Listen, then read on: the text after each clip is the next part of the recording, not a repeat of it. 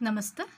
ಹಿಂದಿನ ವಿಡಿಯೋದಲ್ಲಿ ಮಕ್ಕಳಿಗೆ ಬರವಣಿಗೆ ಕಲಿಸೋದಕ್ಕಿಂತ ಮುಂಚೆ ಏನೆಲ್ಲ ಸ್ಕಿಲ್ಗಳನ್ನ ಕಲಿಸ್ಬೇಕು ಅಂತ ಹೇಳ್ಕೊಟ್ಟಿದ್ದೆ. ಈಗ ಮಕ್ಕಳಿಗೆ ಅಕ್ಷರ ಹೇಗೆ ಕಲಿಸೋದು ಅನ್ನೋದ್ರ ಬಗ್ಗೆ ತಿಳಿಸ್ಕೊಡ್ತಾ ಇದ್ದೀನಿ. ಮೊದಲನೇದಾಗಿ ಕನ್ನಡದ ಮೊದಲ ಅಕ್ಷರ ಆ ಹೇಗೆ ಬರೆಯೋದು ಅಂತೇಳಿ ಹೇಳ್ಕೊಡ್ತಾ ಇದ್ದೀನಿ. ಇಲ್ಲಿಂದ ಶುರು ಮಾಡಬೇಕು. ಇಲ್ಲಿಂದ ಶುರು ಮಾಡಿ ವೃತ್ತ ಹಾಕಿ ಮೇಲ್ಗಡೆ ಹೋಗಿ ಹೀಗೆ ಬಂದು ಹೀಗೆ ಕಲಿಸ್ಬೇಕು.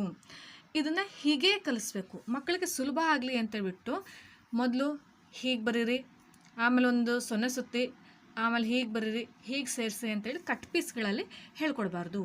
ಇದು ಸ್ಟಾರ್ಟಿಂಗಲ್ಲಿ ಈಸಿ ಅಂತೇಳಿ ಅನ್ನಿಸ್ಬೋದು, ಆದರೆ ಮುಂದೆ ಹೋಗ್ತಾ ಹೋಗ್ತಾ ತುಂಬಾ ಸಮಸ್ಯೆ ಆಗುತ್ತೆ. ಎರಡನೇ ಅಕ್ಷರ ಆ. ಇದೂ ಅಷ್ಟೆ. ಇಲ್ಲಿಂದ ಶುರು ಮಾಡಿದ್ರೆ ಹೀಗೆ ಬಂದು ಹೀಗೆ ಹೋಗಿ ಮೇಲ್ಗಡೆ ಹೋಗಿ ಸುತ್ತಿ ಬಂದು ಹೀಗೇ ಬರಬೇಕು. ಇದೂ ಅಷ್ಟೆ.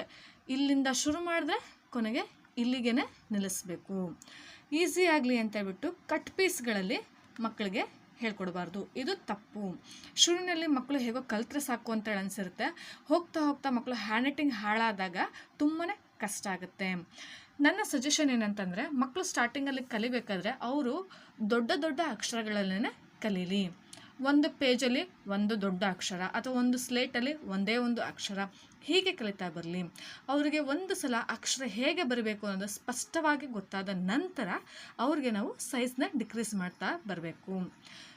ಮುಂಚೆ ಇಷ್ಟು ದೊಡ್ಡದಿದ್ರೆ ಆನಂತರ ಇಷ್ಟು ಸಣ್ಣದು, ನೆಕ್ಸ್ಟ್ ಹೋಗ್ತಾ ಹೋಗ್ತಾ 2 ಲೈನಲ್ಲಿ ಬರೆಯುವಂಥದ್ದು, ಈ ಥರ ನಾವು ಪ್ರಾಕ್ಟೀಸ್ ಮಾಡಿಸ್ಬೇಕು. ಧನ್ಯವಾದ.